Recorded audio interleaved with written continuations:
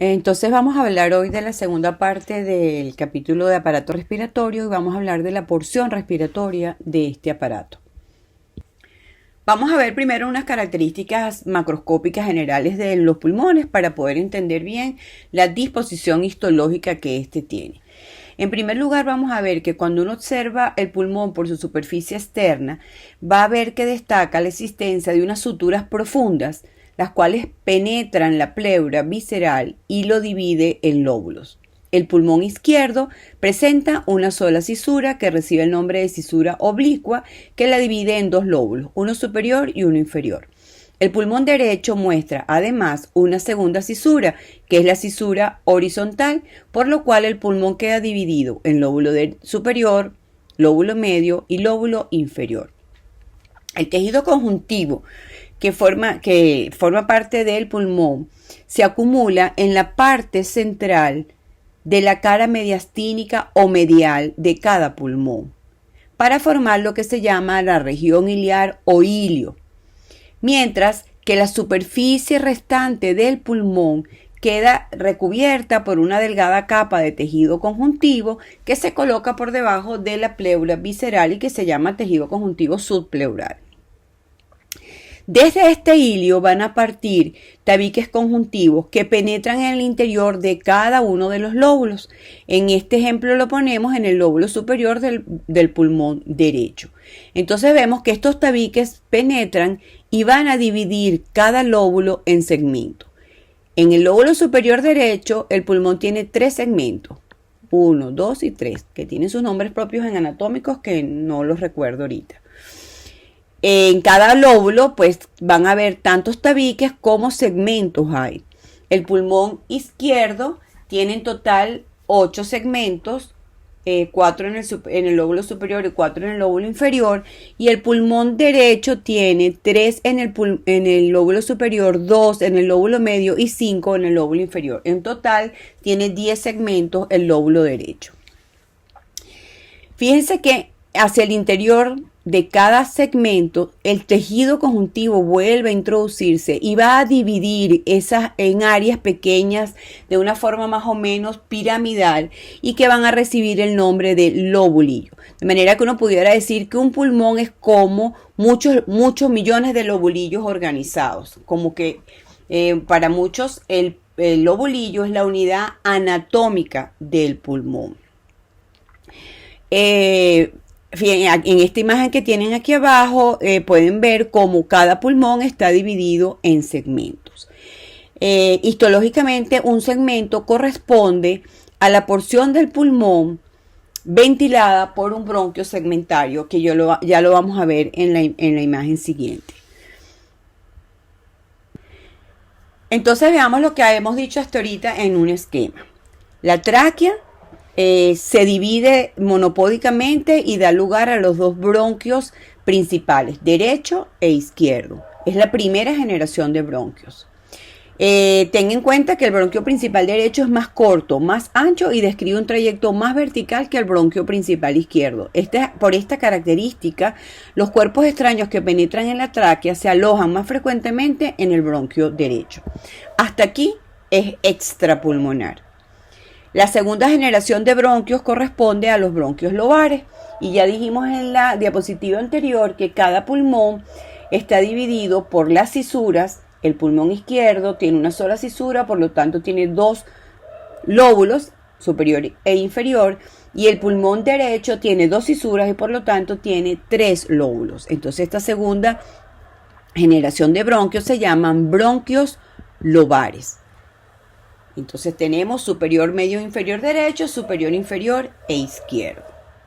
La tercera generación de bronquios corresponde a los bronquios segmentarios. Como comentamos en la diapositiva anterior, cada segmento, cada lóbulo se divide por tabiques conjuntivos en segmentos.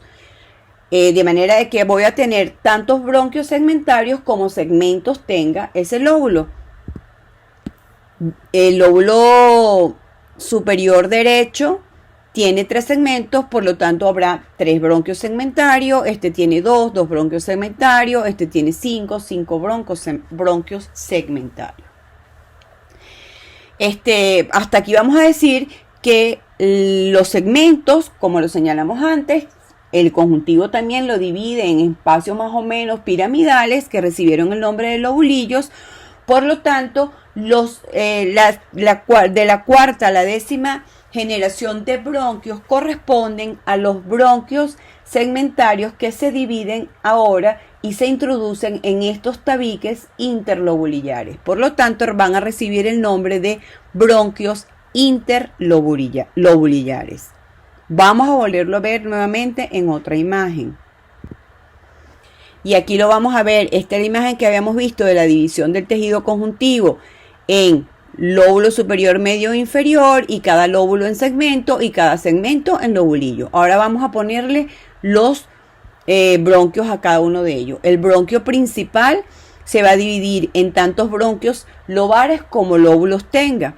Veamos el ejemplo del lóbulo superior derecho. El bronquio lobar superior derecho se va a dividir en 3 bronquios segmentarios, 1, 2 y 3. ¿Por qué? Porque hay 3 segmentos en este lóbulo superior derecho. Y luego los bronquios segmentarios se van a dividir en bronquios interlobulillares, que son los bronquios que van a estar o se van a colocar en los tabiques conjuntivos que dividen al segmento en lobulillos.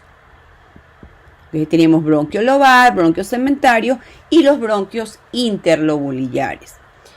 Aquí es importante que tomemos un primer concepto que tiene valor anatómico y clínico, y es el concepto de bronquio pulmonar o segmento broncopulmonar. El segmento broncopulmonar es la porción de un lóbulo, esto es la porción de un lóbulo ventilada por un bronquio segmentario o de tercera generación. Entonces vimos hasta ahorita que hay unas estructuras bronquiolares extrapulmonares y unas intrapulmonares. Vamos a ver sus características histológicas. Las extrapulmonares corresponden a la tráquea, que se divide en los 2 bronquios principales.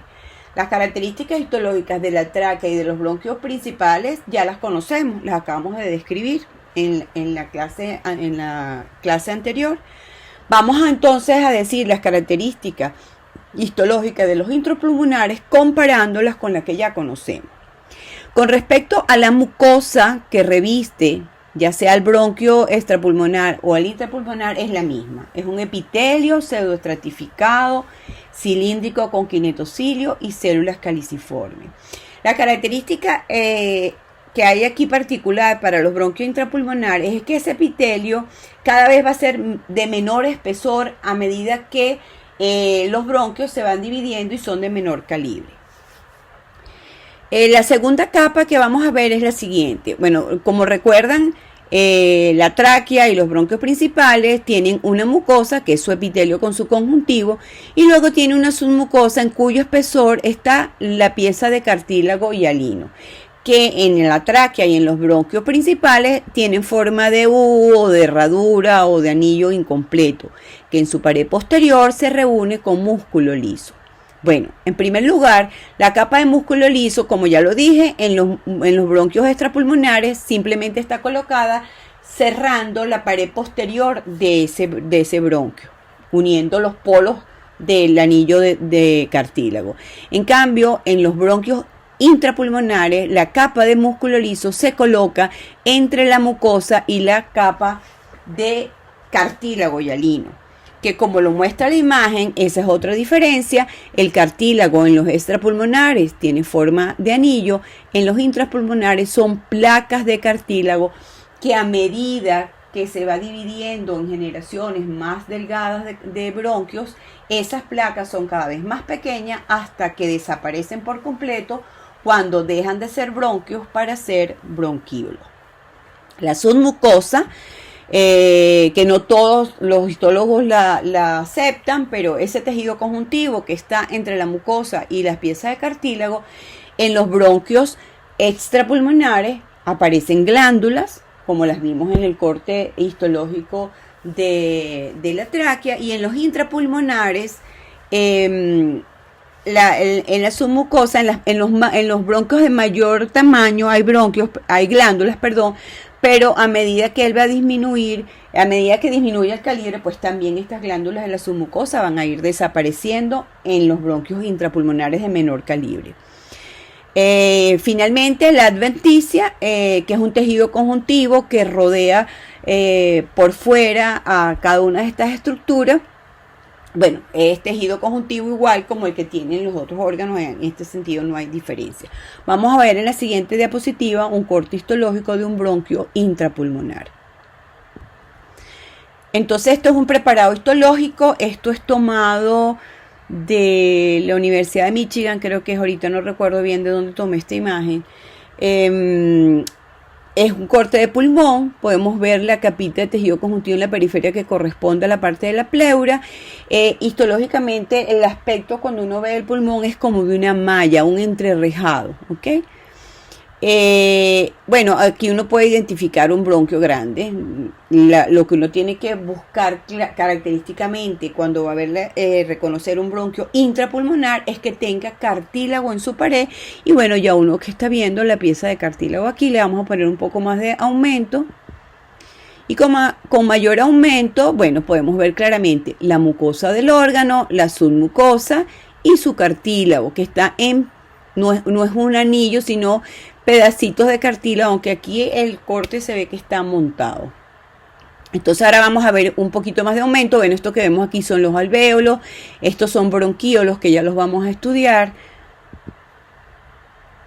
Si le ponemos mayor aumento entonces a toda la pared de este bronquio intrapulmonar, entonces vamos a ver que la mucosa es un epitelio pseudoestratificado, aquí están los kinetocilios, aquí están las células caliciformes, las células, los núcleos redondos de las células madres, los núcleos ovoides de las células cilíndricas. Su tejido conjuntivo subepitelial, aquí está la capa de músculo liso que aquí se coloca entre la mucosa y la submucosa, que recuerden que en los bronquios extrapulmonares está solamente en la parte posterior donde se unen los dos extremos del anillo cartilaginoso. En la submucosa podemos ver acinos, glándulas, y aquí está la capa de cartílago hialino. Estos serían los componentes de un bronquio intrapulmonar. Entonces, bueno, recordemos aquí la importancia del segmento broncopulmonar, ya que hay patologías asociadas exactamente a segmentos y estas estructuras tienen su irrigación y su ventilación única para ellos, de manera de que el cirujano tiene la posibilidad de extraer ese segmento del pulmón sin lesionar el resto de las partes o el resto del lóbulo pulmonar. Bueno, entonces las últimas ramificaciones de la porción bronquiolar corresponde a los bronquios interlobulares. Como ya les dije, son las generaciones de bronquios que van de la cuarta a la 10ª generación, es decir, son los hijos de los bronquios segmentarios. Todos los hijos de los bronquios segmentarios, que son bastantes, como 1000 y pico de bronquios segmentarios se pueden contar en el pulmón, se llaman interlobulares y se colocan en esos tabiques conjuntivos que dividen al segmento en lobulillos. La última generación de los bronquios interlobulares se introduce en el vértice de un lobulillo y al introducirse en el lobulillo deja de llamarse bronquio para llamarse bronquíolo intralobular. Vamos a ver una imagen. Entonces tenemos aquí bronquio principal, bronquio lobar, bronquios segmentarios, en este caso 3, y el segmentario se mete en los tabiques interlobulares, se llaman bronquios interlobulares. Cuando este bronquio interlobulares se introducen por el vértice de uno de estos lobulillos, deja de llamarse bronquio intralobular y pasa a llamarse bronquíolo intralobular. ¿Qué características histológicas tienen estos bronquíolos que los diferencien de los bronquios interlobulares? Fíjense que los bronquios intrapulmonares todos tienen las mismas características histológicas. Por supuesto que el bronquio lobar será mucho más grande que un bronquio interlobular. ¿Ok? Desde el punto de vista del diámetro de su luz. ¿Ok? Veamos entonces las diferencias entre bronquios y bronquíolos. Hay tres aspectos con los que lo podemos diferenciar. Con respecto a la ubicación dentro del pulmón, el calibre de ese conducto y la morfología o características histológicas. De acuerdo a su ubicación, pues bronquio es todo lo que se encuentre, toda la división del árbol bronquial que se encuentre fuera del lobulillo. Y bronquíolos están dentro del lobulillo. Con respecto al calibre, todas las divisiones del árbol bronquial que midan más de 1 milímetro se consideran bronquios, igual o menor a 1 milímetro se consideran bronquíolos. Y lo más importante, que es como uno lo puede reconocer, es las características histológicas. Con respecto al cartílago, de bronquio a bronquíolo, desaparece el cartílago. Con respecto a la presencia de glándulas, los bronquios tienen glándulas, los bronquíolos no tienen glándulas. Con respecto al epitelio que le forma a su mucosa, los bronquios son epitelio pseudoestratificado con kinetocilios y células caliciformes.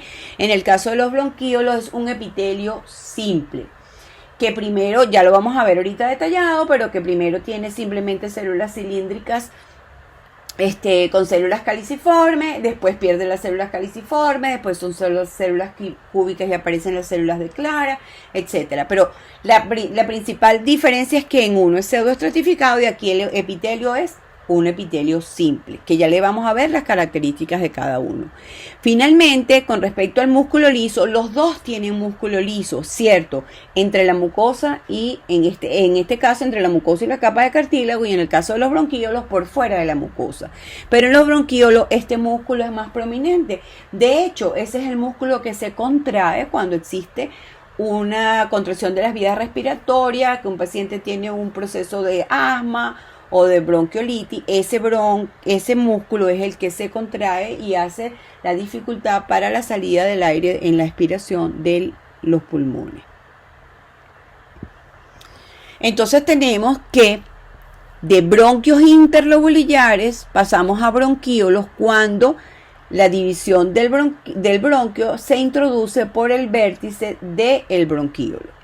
¿Cuáles son los cambios? Bueno, el bronquíolo, el primero, el que entra, es el bronquíolo propiamente dicho o bronquíolo intralobulillar. ¿Qué características histológicas tiene? Bueno, cuando uno ve en el pulmón el corte de un bronquíolo, su principal característica es que la luz es estrellada. Y luego uno ve la luz estrellada y uno ve su capita de músculo liso en la periferia. Claro, ustedes dirán que a veces los bronquios grandes también tienen la luz estrellada, sí, porque a veces se contrae el músculo y se les hace ver la luz estrellada, pero el bronquio tiene cartílago por fuera, o sea que no hay, y por un lado, y por otro lado los bronquios suelen ser mucho más grandes, de hecho son más grandes, que la luz que puede tener un bronquíolo. Bueno, este bronquíolo propiamente dicho cambia su mucosa. En este caso la mucosa aquí es, el aumento no está para verlo, pero ya lo vamos a ver en otra diapositiva. Es un epitelio que tiene células cilíndricas con kinetocilio y células caliciformes. Pueden verse células en granos y células en cepillo también. A lo largo de todo el árbol respiratorio se pueden ver estas dos células hasta en los alvéolos. Pueden lograr ver si ya lo vamos a ver más adelante. El cambio fundamental de bronquíolo a bronquíolo terminal viene dado por las células que revisten su mucosa. En primer lugar, la característica así a simple vista es que ya la luz no es estrellada, sino que la luz es irregular. Y en segundo lugar, el epitelio que le reviste se caracteriza porque ya no tiene células caliciformes, sí tiene células ciliadas y aparece una célula propia del cartílago, del bronquíolo terminal, que se llama célula de Clara, la cual tiene la función de elaborar una sustancia surfactante que ayuda a que no se pliegue la luz de los bronquíolos. Este bronquíolo terminal, de trecho en trecho, le van a aparecer en su pared evaginaciones que corresponden a alvéolos. Entonces, cuando al bronquíolo terminal le aparecen en su pared alvéolos, se llama bronquíolo respiratorio. Cuando ese bronquíolo respiratorio ya es un alvéolo al lado del otro, se llama conductos alveolares. Y cuando los alvéolos se disponen con un centro, como un área, como si fuera el porche de algo, ¿no? La entrada y está rodeada completamente de alvéolos, se llaman sacos alveolares y al final pues simplemente son todos los alvéolos dispersos. Estos aspectos se ven en cortes de menor aumento del volumen. Uno puede ver conductos alveolares, sacos alveolares y propiamente los alvéolos, y los vamos a ver en los cortes histológicos un poquito más adelante. Bueno, entonces aquí tenemos los cortes, la característica histológica que le permite a uno ver claramente que es un bronquiolo propiamente dicho o bronquiolo intralobolillar. Este es el primer bronquiolo, el que ventila al lobulillo. Por eso que uno dice que el lobulillo es el segmento del pulmón ventilado por un bronquiolo intralobolillar o propiamente dicho. Si le ponemos un poquito más de aumento, bueno, la imagen no me daba, esto lo tomé también de los cortes de la Universidad de Michigan, no se ve bien, pero bueno, si uno pudiera ver, aquí hay células cilíndricas ciliadas y células caliciformes que representan un epitelio simple, no es pseudoestratificado, que es lo que lo diferencia del bronquio, aparte de que no tiene cartílago, que no tiene glándula en su submucosa, y el diámetro, bueno, uno no tiene la capacidad de medirlo aquí, pero si uno lo pudiera medir, pues esto mide 1 o menos de 1 milímetro.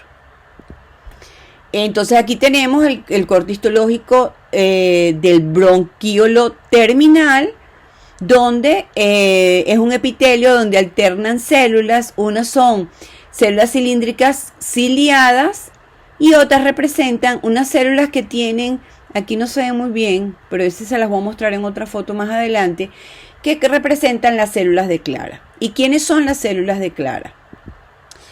Las células de Clara son células no ciliadas que se ven en la superficie apical, que exhiben en su superficie apical una prominencia característica, que es como redondeada, como si fuera una cúpula. Eso le permite a uno reconocerla a la microscopía de luz. Con el microscopio electrónico tiene todas las características de una célula secretora, es decir, tiene su RER en posición basal, bien desarrollada, tiene su aparato de Golgi, gránulos de secreción y retículo endoplasmático liso.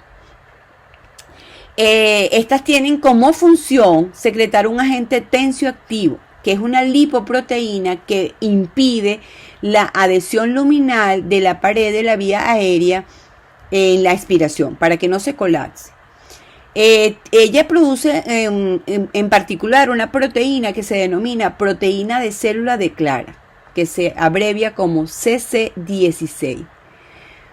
Esta CC16 se utiliza como un marcador que se mide en el líquido cuando se hacen los lavados bronquioalveolares y se puede medir en el suero.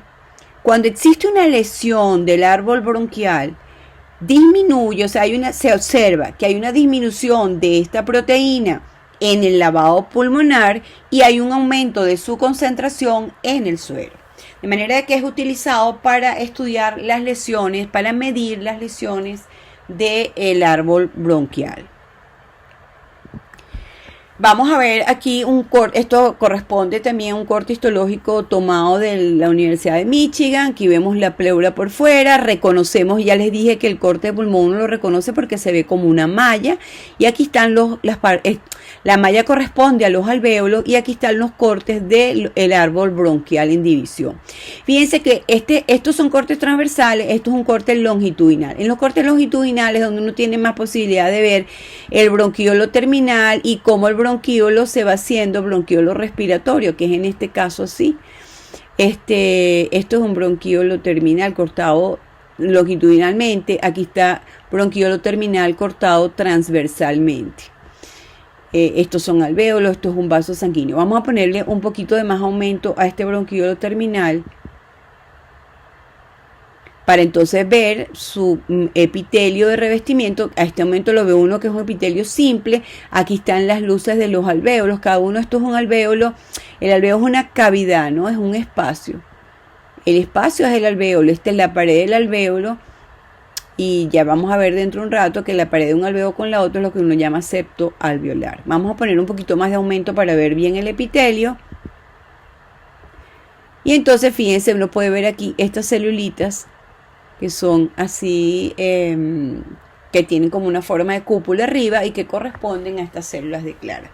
A medida que el bronquiolo terminal se va poniendo cada vez de menor calibre para convertirse en bronquiolo respiratorio, van disminuyendo las células ciliadas y prácticamente el bronquiolo está formado en su pared por puras células de Clara. Que esta otra microfotografía se las pongo para que vean. Esto es, fíjense, la luz es estrellada, pero uno ve aquí el cartílago. Fíjense como este bronquio, aquí fue cortado transversalmente, aquí está cortado a lo longitudinal, como el bronquio, que en este caso diríamos que este bronquio es interlobulillar, se convierte en un bronquíolo. Vamos a ponerle más aumento.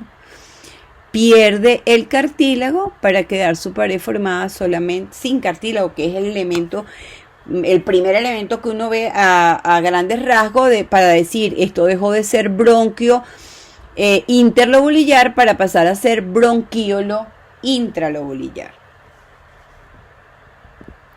Esto es tomado de un libro, no puse de dónde lo saqué, pero esto es el bronquíolo terminal, al cual le comienzan a aparecer los alvéolos. ¿Ve? Aquí todavía queda epitelio entre uno y otro, entonces esto es un bronquíolo respiratorio. Cuando estas celulitas de aquí desaparecen y uno ve entonces como un conducto que tiene los alvéolos así, es lo que uno llama conductos alveolares. En lo que busco una foto para cuando les muestro los sacos alveolares, cómo se ven. En este esquema que hemos tomado de la página web de la Universidad de Granada, vamos a encontrar la representación en dibujos esquemáticos de la variación del epitelio de la mucosa a lo largo del árbol bronquial. La primera representa la mucosa de los bronquios intrapulmonares con sus características de epitelio pseudoestratificado y la presencia de glándulas en la submucosa y la presencia de cartílago.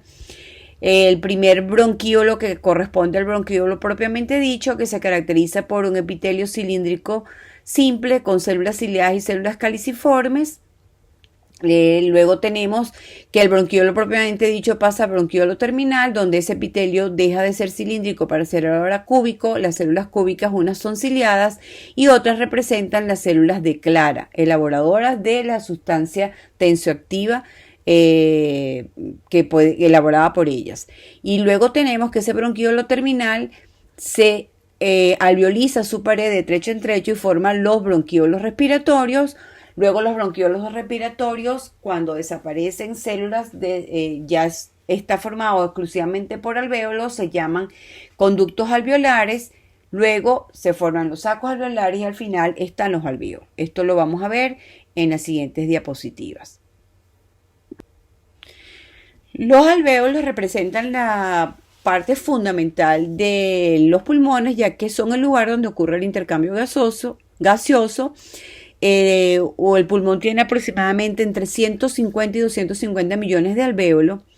Se describe como una cavidad de forma poliédrica de paredes muy delgadas. Estas paredes están constituidas por tres tipos de células: las células alveolares tipo 1, las células alveolares tipo 2 y las células en cepillo. El espacio que se encuentra entre dos alvéolos contiguos es lo que se denomina tabique alveolar.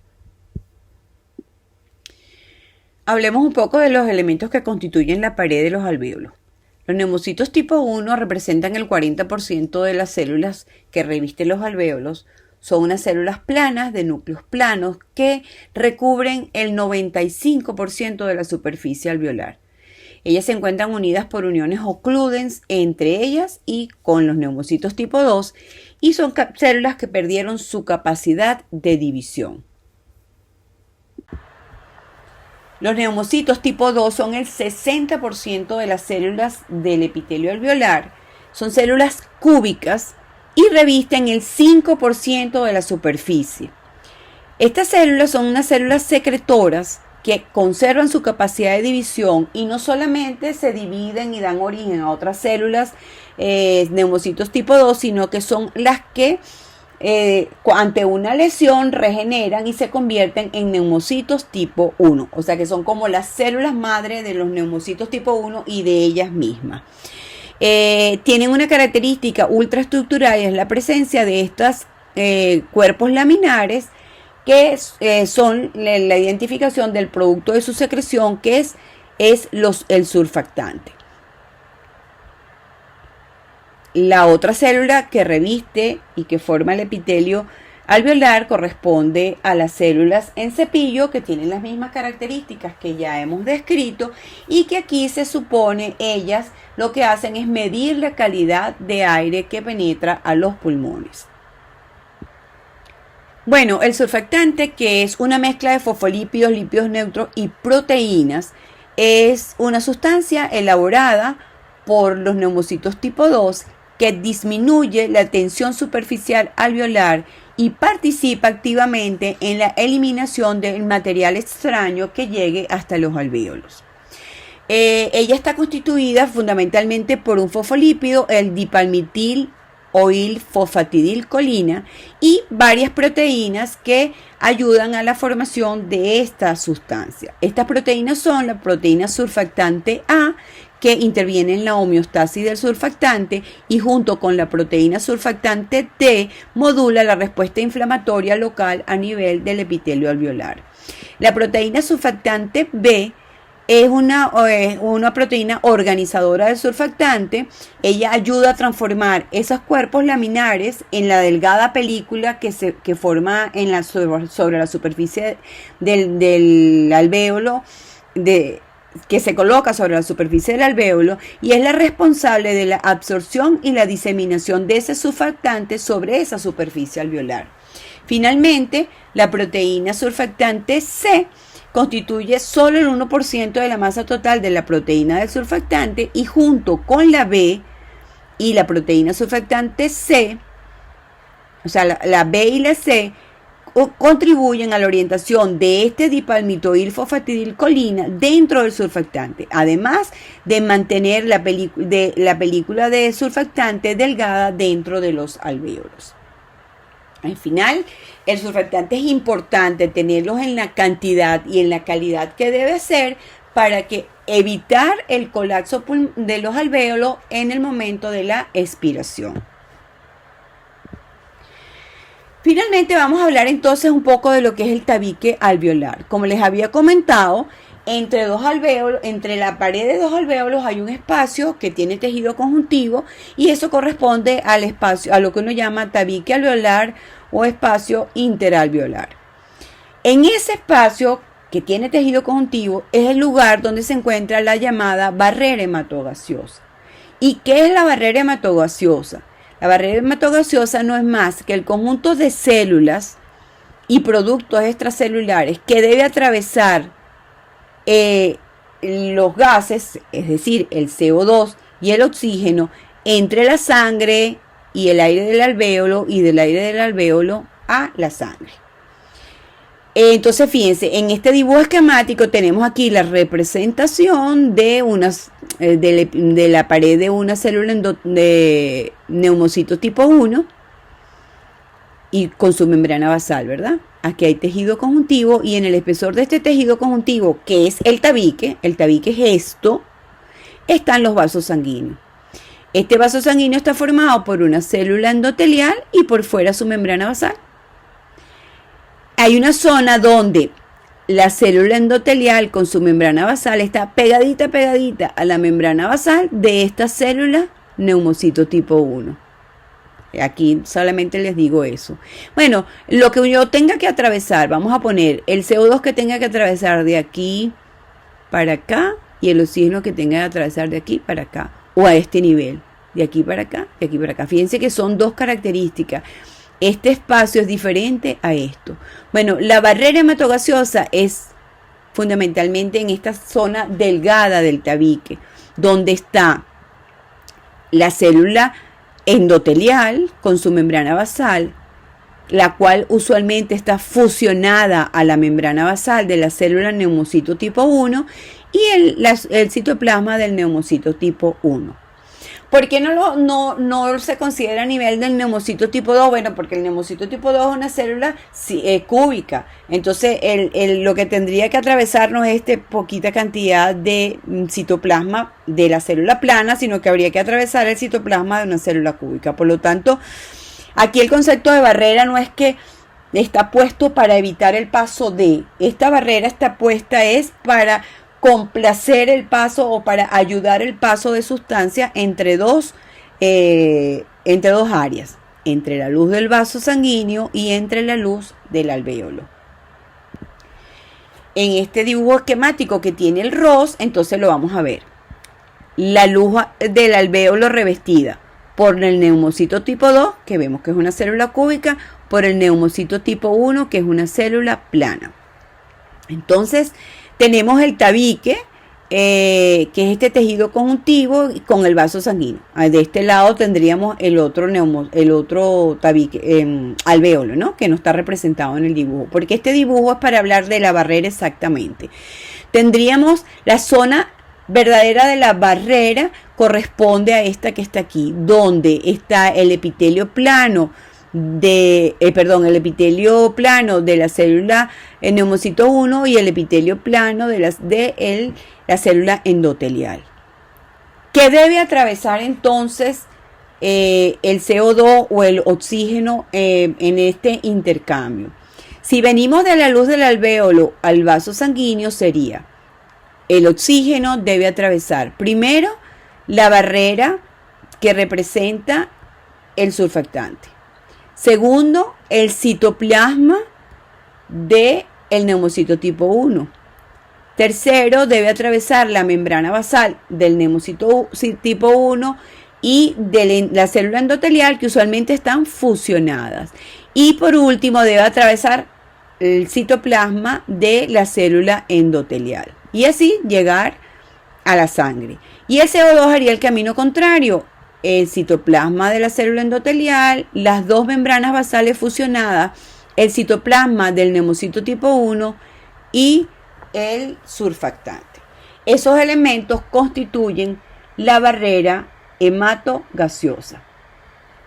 Uno considera que dentro del septum interalveolar hay una porción gruesa, es esta porción que está aquí, donde no están juntos o no están pegaditos el vaso sanguíneo al neumocito, y esta zona es lo que se llama la porción gruesa del septum interalveolar, y esta zona es la que se llama la porción delgada del septum interalveolar. Bueno, en este dibujo esquemático, representación esquemática, vemos cómo la representación de los alvéolos.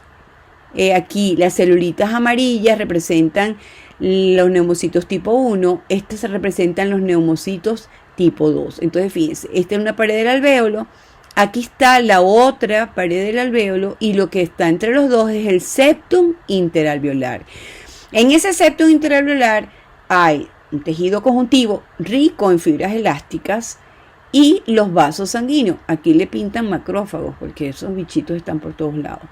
Bueno, aquí a nivel de estos vasos capilares que están aquí es donde se forma la barrera hematogaseosa. ¿Dónde está ubicada la barrera hematogaseosa? En el septum interalveolar o en el tabique alveolar. ¿Okay? ¿Cómo está formada? Está formada por la cantidad de células y matriz extracelular que debe atravesar el oxígeno, el CO2, para ir del alvéolo a la luz del capilar o de la luz del capilar al alvéolo, que ya las nombramos. El detalle que quiero que vean aquí es que los alvéolos no están completamente separados entre ellos, sino que se describen unos orificios que permiten el paso de aire entre un alvéolo y otro en estos septum interalveolares. Estos orificios se denominan poros alveolares de Kohn.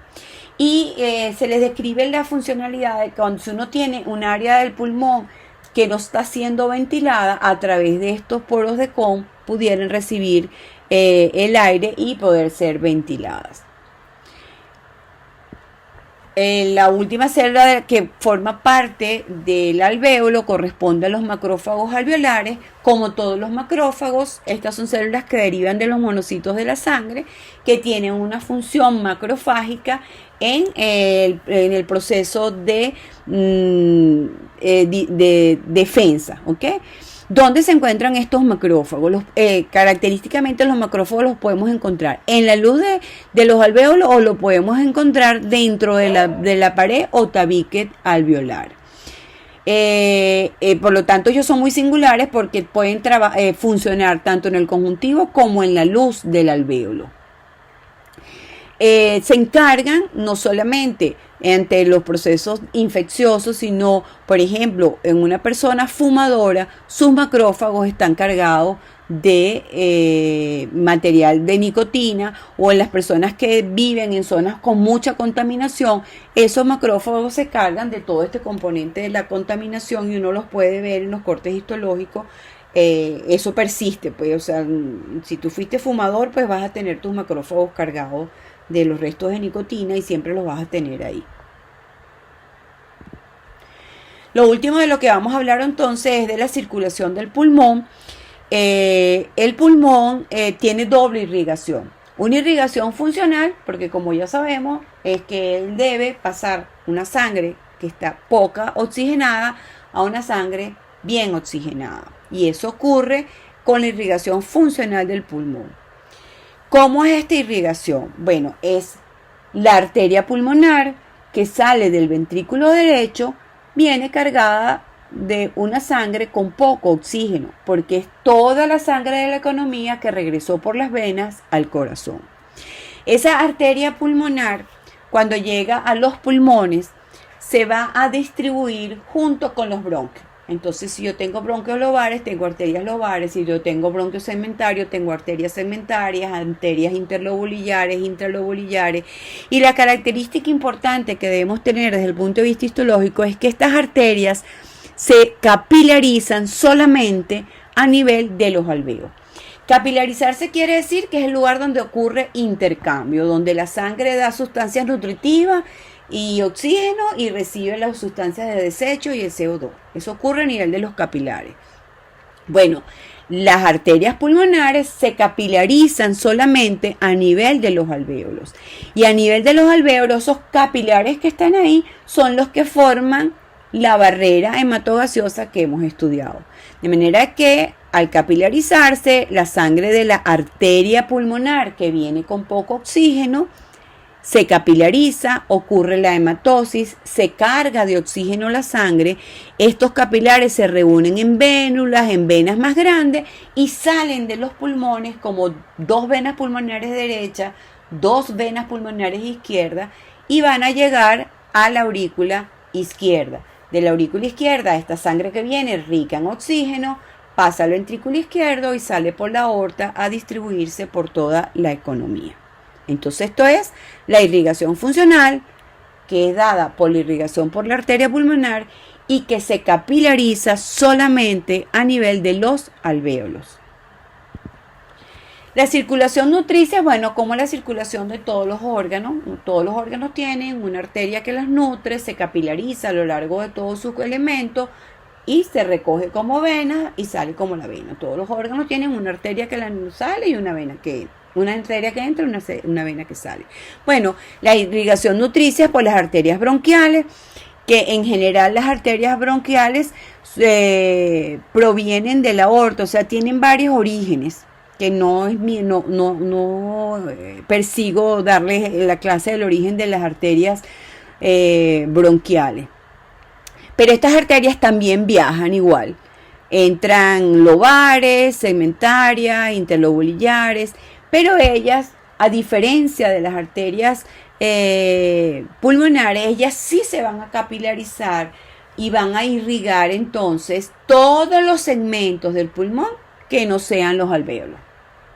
Y entonces le dan la irrigación nutricia a todo el pulmón, excepto los alvéolos, porque los alvéolos son irrigados por la arteria pulmonar. Bueno, vamos a finalizar con este esquema donde vamos a ver que sale en el ROS, donde vamos a ver la variación de los elementos que constituyen el árbol bronquial. Vemos en el epitelio cómo va desde un epitelio pseudoestratificado con todas estas células, que se va a hacer un epitelio simple, hasta que finalmente en los alvéolos está formado por los neumocitos 1 y 2.